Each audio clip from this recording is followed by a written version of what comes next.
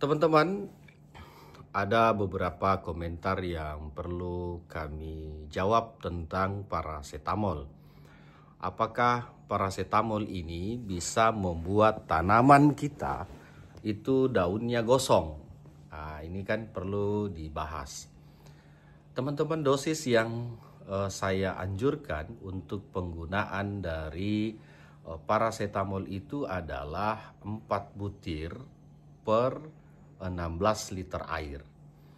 Jadi 4 butir per 16 liter air ini adalah dosis teraman untuk diaplikasikan, ditambah nanti dengan perekat penembus. Nah, perekat penembus itu kalau sesuai dosis anjuran itu tidak ada unsurnya yang bisa mengeringkan atau membuat daun tanaman itu gosong. Itu tidak ada, kecuali Anda menggunakan sabun sabun untuk cuci baju, cuci pakaian. Nah, itu kan tidak pernah saya anjurkan begitu. Kalaupun mau menggunakan perekat penembusnya dari Sunlight dan minyak goreng, itu kan ada takarannya, paling banyak 20 mili per 16 liter air. Takaran ini adalah takaran yang aman untuk diaplikasikan. Jadi jangan bereksperimen sendiri, pakai sabun colek, pakai apa, itu salah sendiri nanti. Nah, yang teraman memang kalau menggunakan perekat penembusnya itu yang sudah ada di toko pertanian. Silakan cari merek-mereknya. Yang penting dia sudah perekat penembus perata.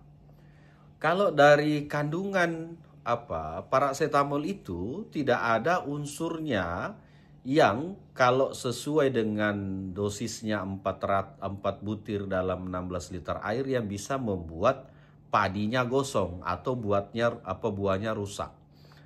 Jadi bahan aktifnya itu kan dari acetaminophen. Nah, itu bahan aktif dari parasetamol.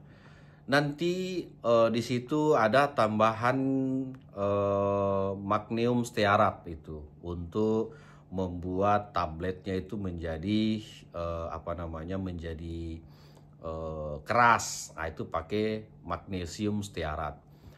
Kalau pH bapernya itu biasanya menggunakan sodium karbonat.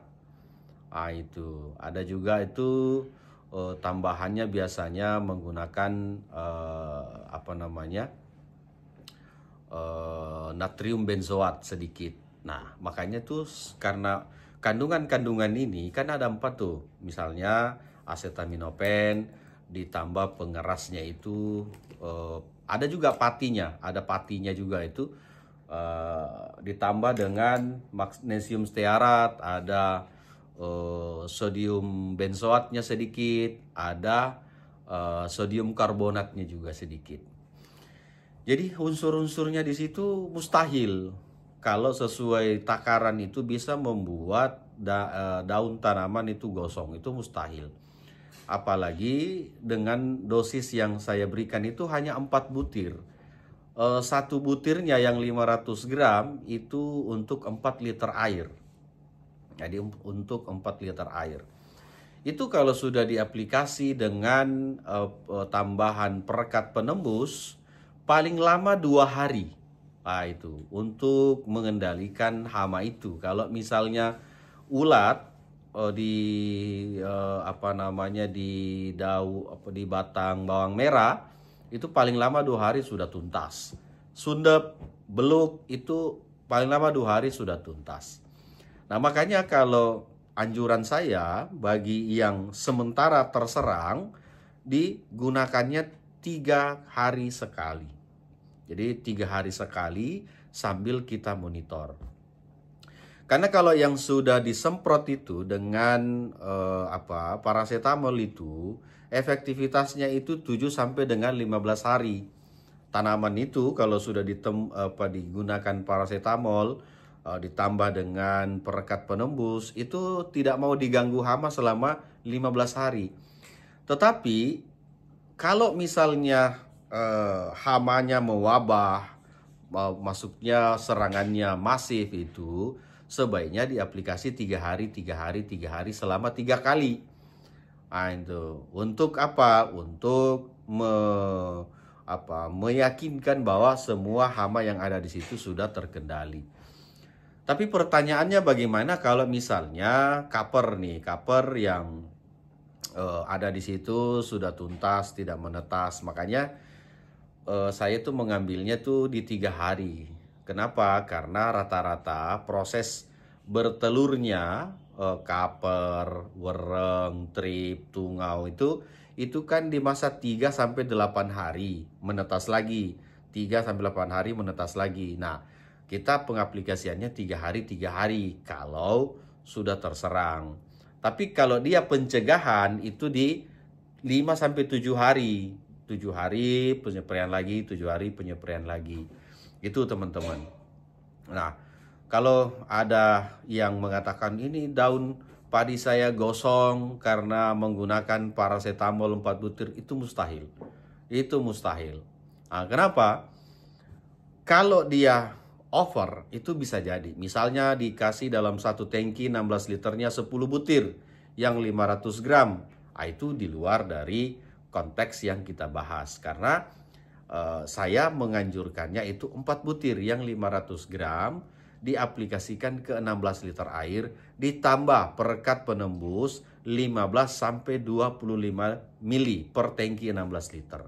Nah, itu upayanya supaya kandungan paracetamol ini bisa menembus dinding sel tanaman kita.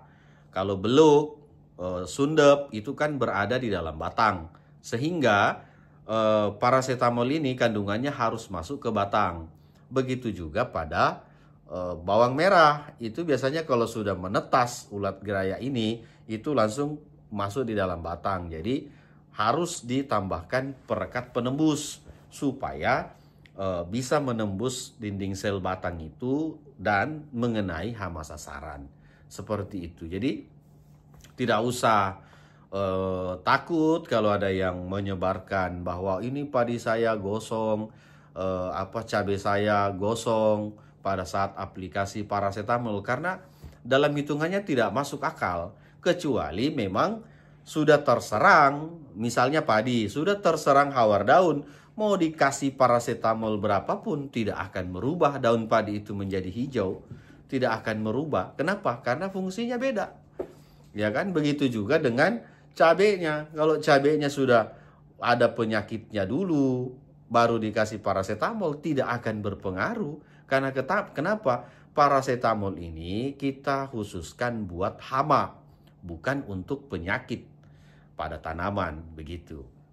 Jadi beda. Kalau untuk penyakit, nah kita menggunakan air ramuan belerang dengan asam benzoat, itu yang kita gunakan. Jadi jangan dicampur-campur, maksudnya fungsinya paracetamol khusus untuk hama, air belerang, asam benzoat khusus untuk pencegahan hama penyakit atau penanggulangan hama dan penyakit.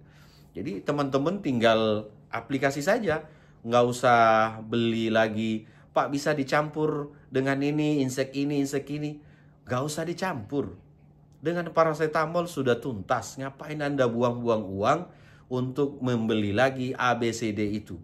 Ya kan? Mending uangnya dikasih atau dibelikan pembenah tanah untuk membuat tanah Anda netral pH-nya, sesuai dengan kebutuhan tanaman, daripada membeli lagi pestisida yang mahal-mahal.